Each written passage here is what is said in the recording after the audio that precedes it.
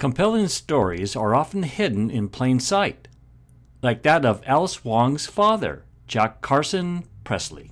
My dad was working as a lineman in Texas when Pearl Harbor happened, and he signed up after that, and then he was not sure when he was deployed, but it was pretty soon. He and my mom got married, I'd say in the 20s of December of that year, and then he shipped out. The first place he shipped out to was Pearl Harbor, and they were there to clean the harbor up, get it ready for, the ships to be able to come in and dock again.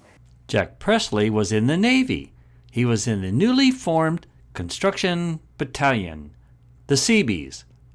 He enlisted right after Pearl Harbor. My dad was in ROTC in high school, and so he had some military training that way. Plus, also being from Texas, pretty much knew how to shoot a rifle.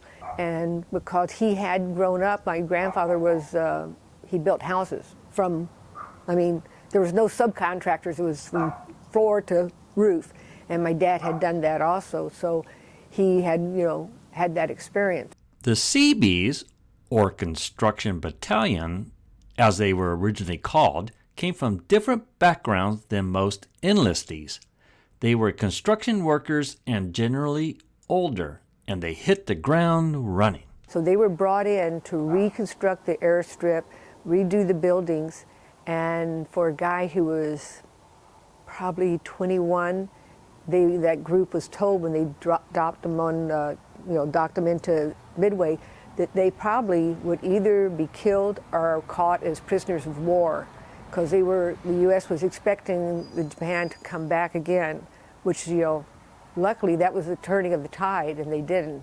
But while my dad was on Midway trying to get constructions built, he got hit real heavy with large piece of wood, and that's what shipped him out. He didn't get to stay in for, I think, the full thing of war, because there was so much internal damage to him that he had to be brought back home to be, healed and stuff.